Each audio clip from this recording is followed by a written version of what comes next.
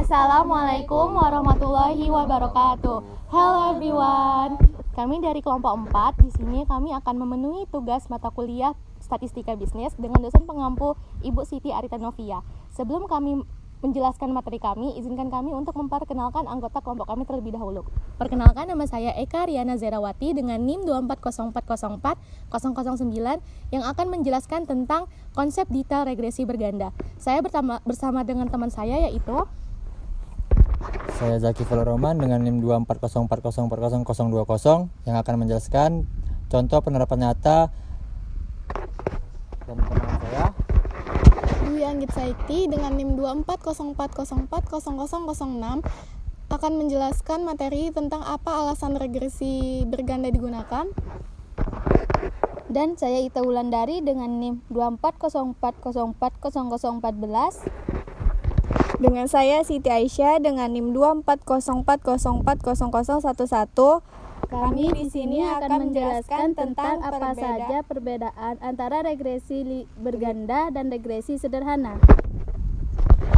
Dan nama saya Iksan Nur Faizal dengan NIM 240404024 yang akan menjelaskan tentang uji nyata regresi berganda. Assalamualaikum warahmatullahi wabarakatuh. Sebelumnya perkenalkan, nama saya Eka Riana Zerawati dengan NIM 240404009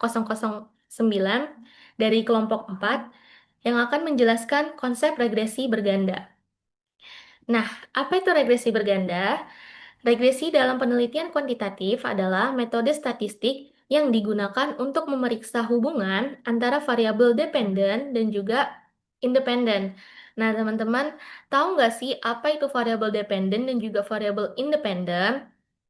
Jadi, variabel dependen adalah suatu variabel yang nilainya dipengaruhi atau bergantung pada nilai dari variabel lainnya.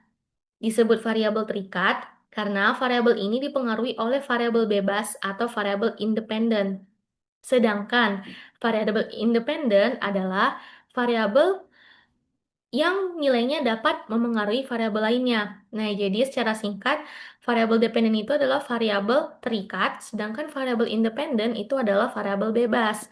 Nah, kenapa dia dibilang terikat? Karena dia variabel dependen ini dia terikat dengan variabel independen, sedangkan variabel independen ini dia memengaruhi variabel lainnya seperti itu. Jadi metode statistik yang digunakan untuk memeriksa hubungan antara variabel dependen atau variabel terikat dan independen, yaitu bebas. Metode ini membantu peneliti untuk memahami sejauh mana variabel independen, sejauh mana variabel independen atau variabel bebas mempengaruhi variabel dependen, yaitu variabel terikat. Dalam analisis regresi terdapat dua jenis variabel. Variabel dependen yang tadi kita bahas itu, yang nilainya kita prediksi, dan variabel independen yang tadi kita katakan sebagai variabel bebas yang digunakan untuk memprediksi nilai variabel. Jadi teman-teman, untuk mengetahui nilai variabel dependen ini, kan dia terikat oleh variabel independen. Jadi kita harus tahu independennya dulu gitu, seperti itu teman-teman. Nah, selanjutnya tadi kita sudah membahas singkat tentang regresi. Sekarang kita bahas ke regresi berganda. Nah, regresi linear berganda adalah analisis regresi yang melibatkan lebih dari satu variabel independen dalam hubungannya dengan variabel dependen. Nah, teman-teman, sebenarnya regresi itu dia ada dua. Yang pertama regresi sederhana dan juga yang kedua regresi berganda. Kenapa dia dikatakan regresi linear berganda? Karena di sini dikatakan bahwasannya regresi yang melibatkan lebih dari satu. Kalau dikatakan lebih dari satu, berarti itu bisa dua atau bahkan lebih. Nah, karena dia bisa dua atau bahkan lebih, makanya disebut dengan regresi berganda. Nah, metode ini memungkinkan peneliti untuk memeriksa pengaruh dari beberapa variabel independen atau variabel bebas terhadap variabel dependen, yaitu terikat secara simultan. Persamaan regresi linear berganda digunakan untuk mengidentifikasi pengaruh relatif dari setiap variabel independen terhadap variabel dependen. Nah, ingat independen itu selalu mempengaruhi dependen. Eh, independen, independen atau bebas dia selalu mempengaruhi dependen. Sedangkan dependen dia terikat dengan independen. Nih, variabel yang nilainya dapat memengaruhi variabel lainnya. Berarti variabel independen dia memengaruhi variabel dependen, sedangkan dependen ini dia terikat oleh variabel independen. Nah, serta untuk membuat prediksi tentang nilai variabel dependen berdasarkan nilai variabel independen yang diberikan. Selanjutnya, regresi linear berganda memiliki bentuk umum seperti Y sama dengan beta 0 ditambah beta 1, X1 ditambah beta 2, X2, dan seterusnya ditambah E. Di sini ada penjelasannya teman-teman, yaitu apa, X1, X2, dan beta juga apa. Teman-teman bisa baca sendiri dan pahami sendiri. Oke, selanjutnya yaitu langkah-langkah umum dalam hmm, langkah-langkah umum dalam analisis regresi linear berganda adalah sebagai berikut. Nah, yang pertama ada pengumpulan data. Jadi kita kumpulkan dulu data yang berisi nilai variabel dependen dan independen yang akan digunakan dalam analisis. Nah, yang selanjutnya estimasi model, yaitu hitung model regresi linear berganda dengan mencari koefisien regresi beta 0, beta 1, beta 2, dan lain-lain yang paling cocok dengan data. Estimasi ini sering dilakukan dengan metode kuadrat terkecil untuk menemukan garis eh, atau hiperbidur terbaik yang sesuai dengan data. Selanjutnya ada evaluasi model. Evaluasi model untuk memahami seberapa baik model tersebut menjelaskan hubungan antara variabel dependen dan independen. Evaluasi ini melibatkan penggunaan statistik seperti koefisien determinasi atau R-squared untuk mengukur seberapa besar variasi dalam variabel dependen yang dapat dijelaskan oleh model. Selanjutnya, itu ada prediksi dan interpretasi. Gunakan model regresi linear berganda untuk membuat prediksi tentang variabel dependen berdasarkan nilai variabel independen. Selain itu, interpretasikan koefisien regresi untuk memahami pengaruh masing-masing variabel independen pada variabel dependen lainnya. Oke, teman-teman, aku mendapatkan materi itu dari referensi e-book ini. Teman-teman bisa searching atau eh, klik linknya, salin linknya, dan baca materi lengkapnya di e-book yang udah dicantumkan ini. Sekian dari aku, kurang lebihnya mohon maaf. Wassalamualaikum warahmatullahi wabarakatuh.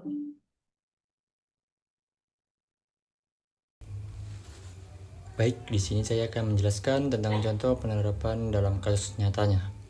Oke, di sini ada berbagai bidang untuk contoh penerapan dalam kasus nyata.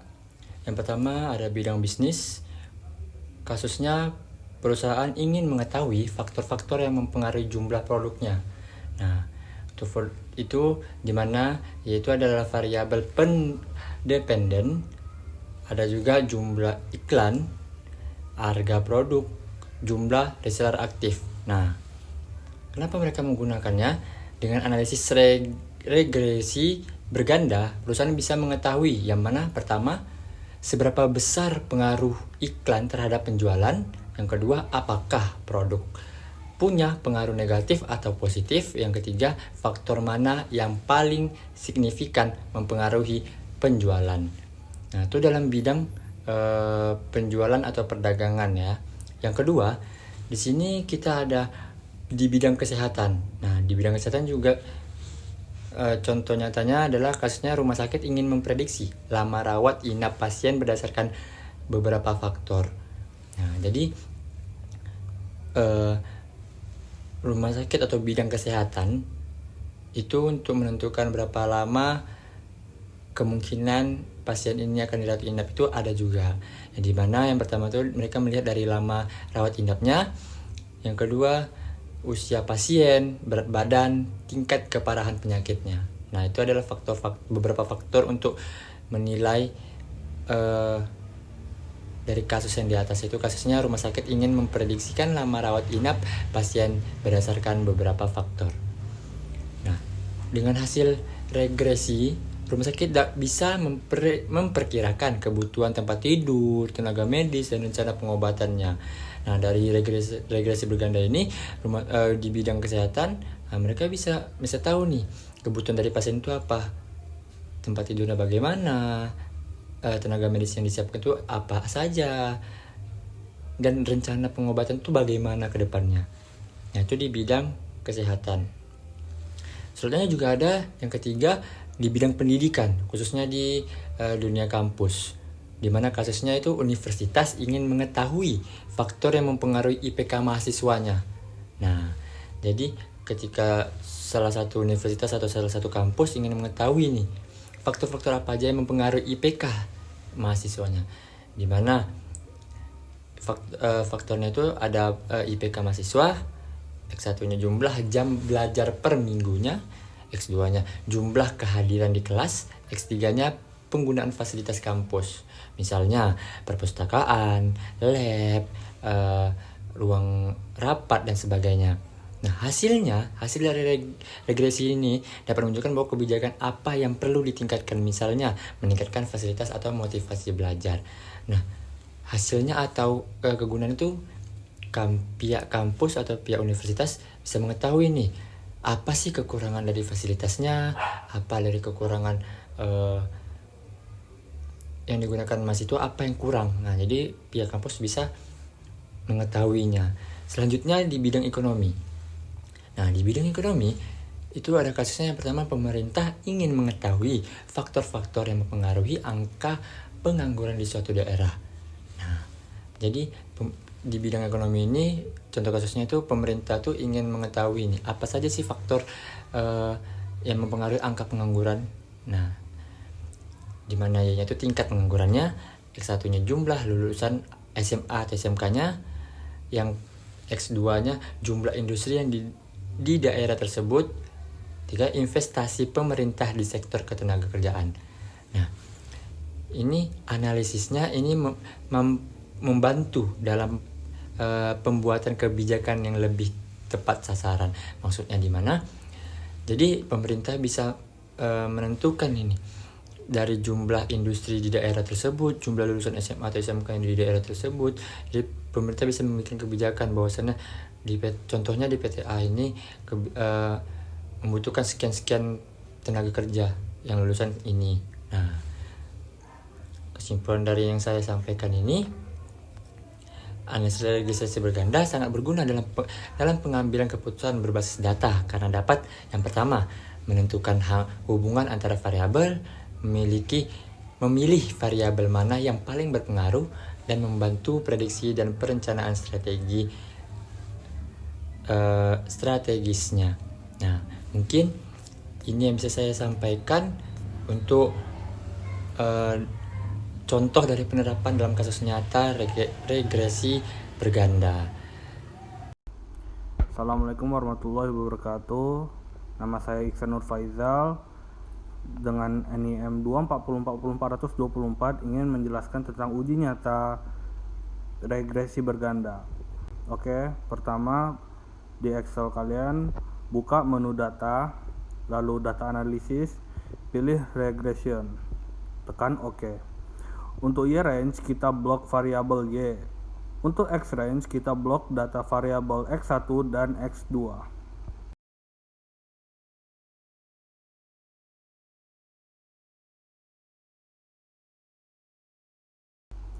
Checklist label, taruh outrange di sebelah tabel kalian. Oke, lanjut ke kriteria penguji regresi berganda. Untuk koefisien, jika variabel X1 meningkat, maka variabel Y juga meningkat. Untuk X2, jika variabel X meningkat, maka variabel Y juga meningkat. Untuk uji F, memiliki nilai 0,000 atau lebih kurang dari 0,5, bisa ditarik kesimpulan variabel X1 dan X2 berpengaruh signifikan secara simultan dan bersama-sama terhadap variabel Y. Terakhir, koefisien determinasi memiliki nilai yaitu 0,767 kan, atau artinya pengaruh X1 dan X2 terhadap variabel Y secara bersama-sama sebesar 76,7%. Terima kasih. Baik, selanjutnya kami akan melanjutkan bagian apa saja yang membedakan antara regresi sederhana dan regresi berganda. Baik, regresi linear sederhana digunakan hanya untuk satu variabel bebas atau independen dan satu variabel terikat atau dependen. Artinya, dalam regresi linear sederhana, kita hanya mempelajari hubungan antara satu faktor penyebab atau variabel independen atau X dengan satu hasil yang dipengaruhi atau variabel dependen atau Y. Sedangkan regresi linier berganda digunakan untuk satu variabel terikat atau dependen dan dua atau lebih variabel bebas independen.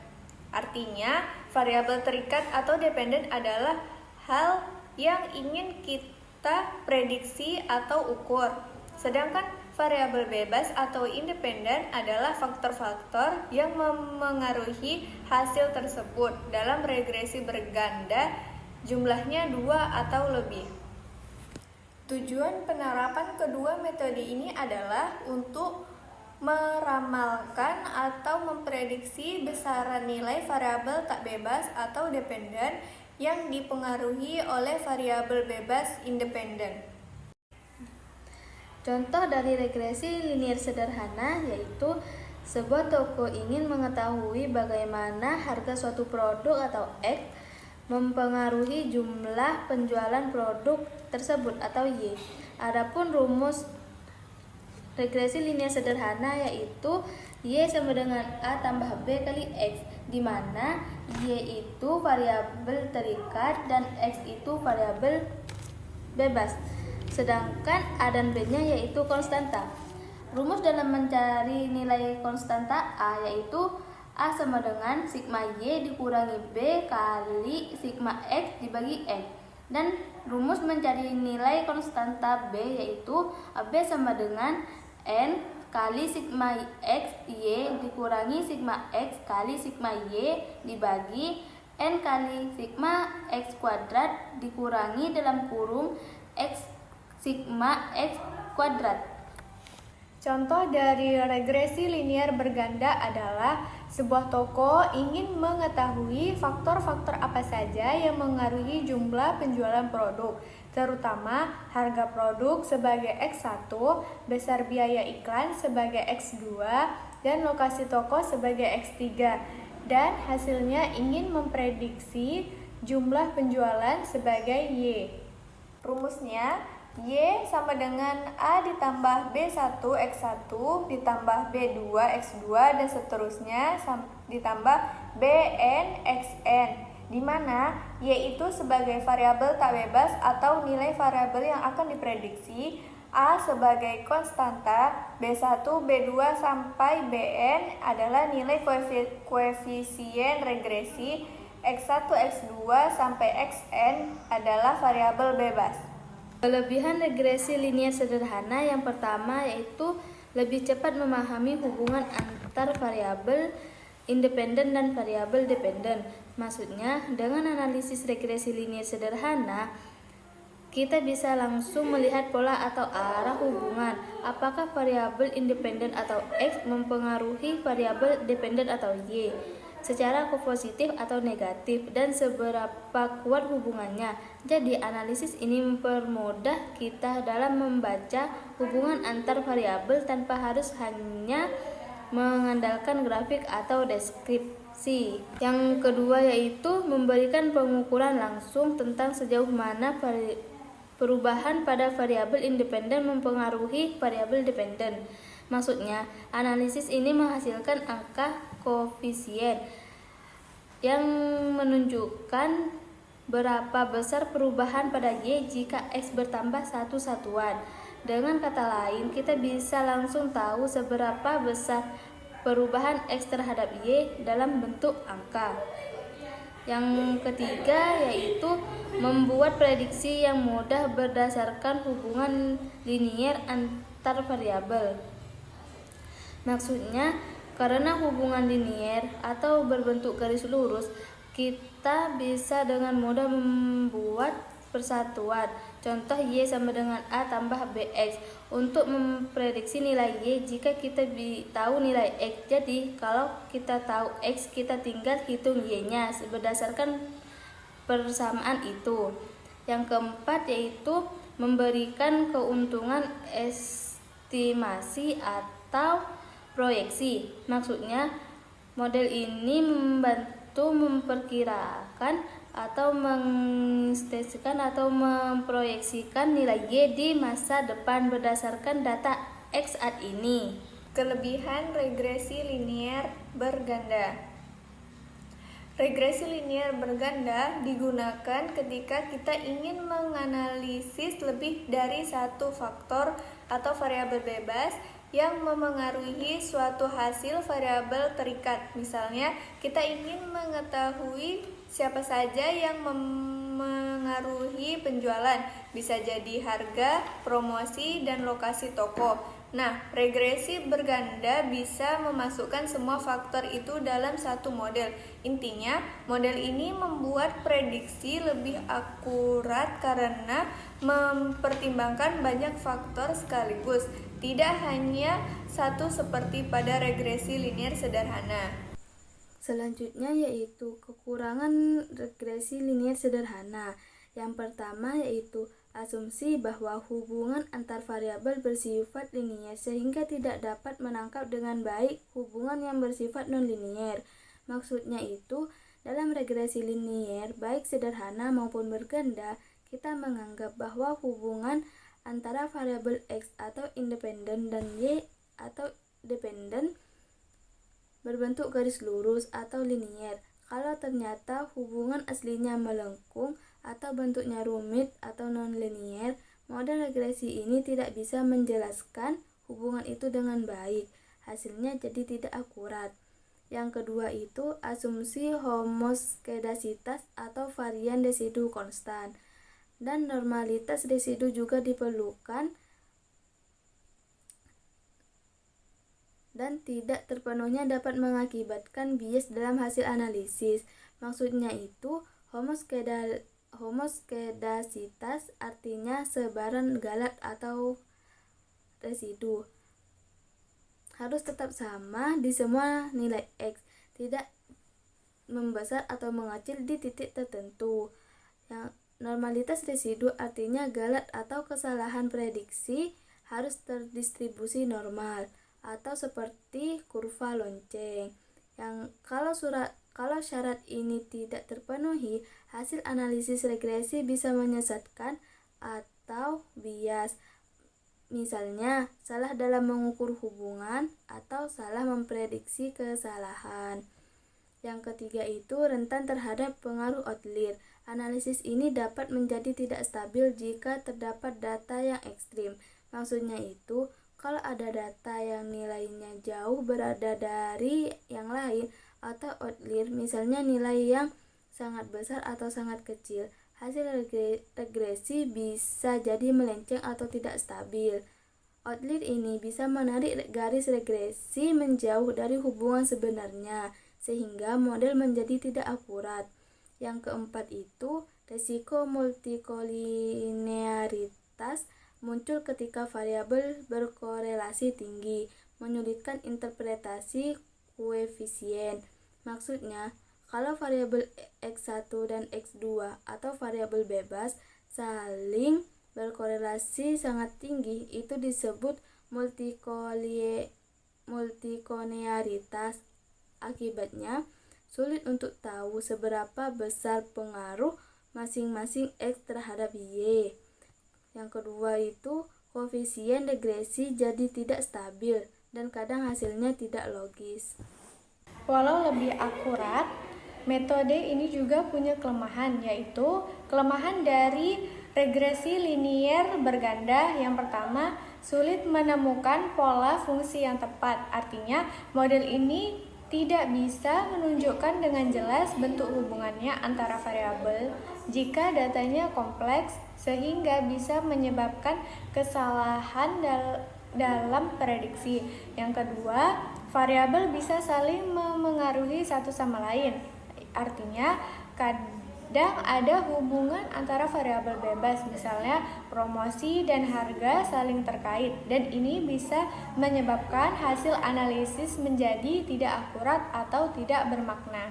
Jadi, kesimpulan dari regresi linier sederhana dan regresi linier berganda ialah dua alat analisis statistik yang sangat penting, tergantung pada jumlah variabel yang kita gunakan. Jika hanya ada satu variabel bebas, pakai regresi sederhana. Jika lebih dari dua, maka regresi berganda adalah pilihan terbaik. Dengan pemahaman ini, kita bisa mengambil keputusan yang lebih tepat dalam riset, bisnis, bahkan kehidupan sehari-hari. Sekian pemaparan materi dari kami tentang regresi berganda. Kurang lebihnya mohon maaf. Wassalamualaikum warahmatullahi wabarakatuh. Dadah.